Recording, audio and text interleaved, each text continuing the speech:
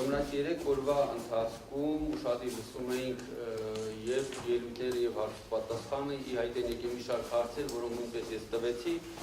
եւ իմ տեսակետը նաեւ ձևավորել է այդ հարցերի տրված պատասխաններից։ Առաջին խնդիրը, որ ուզում եմ նշել, դա իսկապես այս վարույթը կարճելու կամ կասեցնելու խնդիրն է, հաշվի առնելով այն հանգամանքը, որ թե սահմանադրական դատարանում, թե վարչական դատարանում գտնվում են գործեր, որոնք ուղղակի ազդեցություն են ունենալու այս ամբողջ գործընթացի վրա։ Այսպես, եթե սահմանադրական դատարանը, որքան ես լսեցի դեկտեմբերի 16-ին, որևէ կետով ճանաչեց սահմանադրությանը հակասող օրենսդրական փոփոխությունները, ապա այս ամբողջ գործընթացը կարող է դառնալ հակասահմանադրական, երբ այդ հարցը տվեցին, ինձ ասեցին, որ վարույթի ժամանակ աշխատելիս կենտրոնացել են շատ հանգամանքների վրա փաստական, այլ ոչ թե այդ կետի վրա, բայց ես որպես հանձնաժողովի անդամ չեմ կարող հաշվի չառնել այն, որ մեր օրենքը, նկատի ունեմ հանրային ծառայությունների կարգավորման մասնորենքը, ասում է 33 հոդվածով եւ 34-ով, որ նման դեպքերում վարույթը պետք է կարճվի կամ կարճվի։ Իսկ այն իմ հարցը, թե ինչ հետևանք է ունենալու անկարծ ամբողջ գործընթացը հակաօրինական ճանաչելու վերաբերյալ պատասխան չստացա, որովհետև իրականում գործընթացը ունի ֆինանսական լուրջ հետևանքներ, մարդիկ են ազատվում, մարդիկ են ընդունվում, վարկանիշային խնդիրներ կան եւ ասել, որ այդ ամենը մեզ չի հետարկում, կարծում դա ճիշտ չէ։ Նույնը վերաբերում է վարույթի հարուցման միջատմանը, ինչպես փաստական հանգամանքների մասին։ Թեև ասում են կենտրոնացել եք փաստական հանգամանքների վրա, բայց վարույթը հարուցվել է ենթադրությունների վրա, որոնք նշված է լիազոր մարմնի ներկայացուցիչի կողմից եւ վարույթը իրականում գնահատվել է բոլորին այլ ուղղությամբ, ինչը ընդհանրապես չի համապատասխանում վարույթի անցկացման այն մեթոդաբանությանը, որը առկա է հանձնաժողովում եւ երկրում։ Մենք բազմաթիվ դիմումներ ստանում ենք եւ երբեք միայն դիմումի հիման վրա վարույթ չեն կարող հարուցել, մինչեւ համոզված չենք, որ առկա է խախտում, մինչև անպաստան փաստական հիմքերը չկան։ Այս դեպքում մենք գնացել ենք այլ ճանապարհով, ինչպես ես իմ հարցում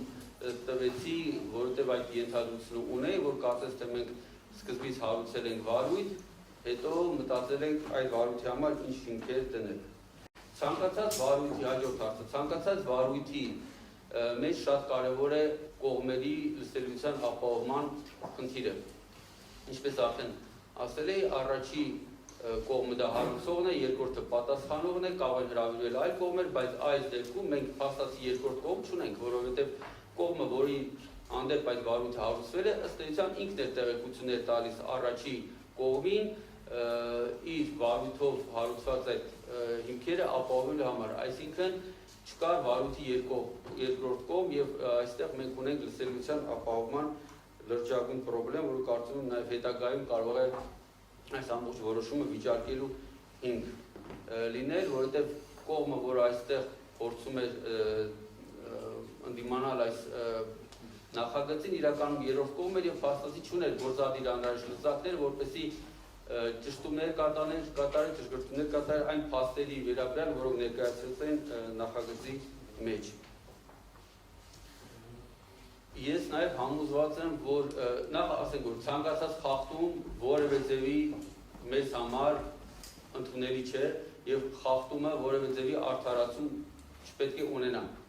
Սակայն երբ պատիժը սահմանում, պետք է միշտ նկատի ունենաս այդ խախտման չափը, որովհետեւ ավելի ժողովրդական ըստ ասած, եթե մենք օրինակ գերազանցում ենք արագությունը, անմիջապես վարորդական իրավունքից չենք զրկվում։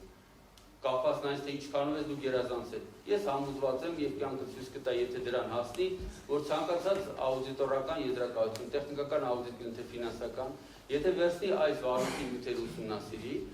ապա լինի հայկական, լինի Big 4, Big 10, ոչ մեկ չի ասի, որ այստեղ ինչ որ էականության շեմի նույնիսկ մոտ ցուցանիշներ կան, որովհետեւ այս միլիարդավոր գումարների մեջ այդ 4 միլիոն, 5 միլիոն դրամ տարբեր տեղեր, ընդ որում 2-3 տարվա կտրվածքով բացահայտումները, որոնք հանրագումարով կազմելու են, չգիտեմ, կարող 40 միլիոն, 50 միլիոն, ես իմ ամենահորատեսական սցենարով ասեցի, կարող 120-150 միլիոն դրամ էին այդ տարիների կտրվածքով, ինքը որևէ էականության շեմ չի գերազանցի եւ վստահ եմ աուդիտորական եզրակացությունը կտա, որ այստեղ այդ վտանգավորությունը չի գերազանցել։ Փոքր ռեպլիկի կարգով էլի, իսկ լավ օրինակ բերեցիք, դիպ օրինակ բերեցիք, իսկ մինչև երբ կարող եք գերազանցել ձեր մեքենայի վարման արագությունը եւ քանի անգամ։ Թե ամեն անգամ պետք է գերազանցեք, ու գանվեք, ուսեմ շարունակենք ապրել։ Պարոն Մեսրոպյան, ես կավարտեմ խոսքս եւ որևէ հարցի չեմ պատասխանելու, կներեք այդում այլ ձեր հարցը։ Որտեղ ես հիմա կարող եմ լիքը հիմնավորումներ բերել, այդ թվում շարունակ դրա վերաբերյալ։ Հիմա անդրադառնանք այս ամեն ինչի հետևանքին, լիցենզիայի զրկման որոշմանը, ճիշտ ասած, շատ եմ մտածում լիցենզիայի զրկման իմաստը որն է, որովհետև տեսեք, սովորական տնտեսական գործունեություն իրականացնող ընկերության եւ լիցենզիայի զրկում ես, ինքը արդեն գործունեություն իրականացնել չի կարող, որովհետև նման գործունեությունը համարվել է ապօրինի ձեռնարկատիրական գործունեություն բոլոր հետևանքներով։ Այս պարագայում լիցենզիայի զրկումից հետո ընկերությունը շարունակում է աշխատել։ Շատերը մատնանշում են, որ այնտեղ կա ձևակերպում, համաձայն որի կառավարությունը կարող է առաջարկել սեփականատիրոջը վաճառել ընկերությունը, եթե 3 ամսյա կամ 2 ամսյա ընթացքում համաձայնեցված կարգով այս գործարքը տեղի չի ունենում, ապա կառավարությունը կարող է ձեռք բերել ընկերությունը սահմանադրության 67 հոդվածի համաձայն։ Իսկապես, այո, ես համոզված եմ, որ առանց լիցենզիայի զրկմաններ սահմանադրության 67 հոդվածը աշխատում է եւ ցանկացած տնտեսվարող կարող է կառավարություն դիմել, առաջարկով գնել, եթե չէ, գնա առաջնորդի սահմանադրությամբ։ Այդ պատճառով ես կարծում եմ հանձնաժողովը պետք է գնար այլ ճանապարհով։ Հանձնաժողովը իսկապես ես ինչ էլ ասեն մեր ընկերները նախկին կառավարիչ հեծի, գործընկերները, ես այնտեղ իսկապես տեսնում եմ բազմաթիվ խնդիրներ, մենք բոլորս ենք այդ խնդիրները տեսնում, այդ խնդիրները տեսնում ենք եւ կարծում եմ համապատասխան ձևի, պաշար ձևով վարույթ անցկացման դեպքում պետք է ստուգանել ոչ թե նախկինում այո 10 միլիոն ենք ստուգանել, 20 միլիոն, այլ պետք է մի հատ լավ լուրջ բաժական որոշում կիրառել հեծի նկատմամբ, որ նաև սեփականատիրոջ ուշադրություն հրավիրենք բազմաթիվ խնդիրների, որոնք հեծում իսկապես առկա են, եւ նաև մենք որպես վերահսկող մարմին, այո, կարգավորող մարմին ուժեղացնենք մեր գործառույթները։ Իսկ ինչ վերաբերում է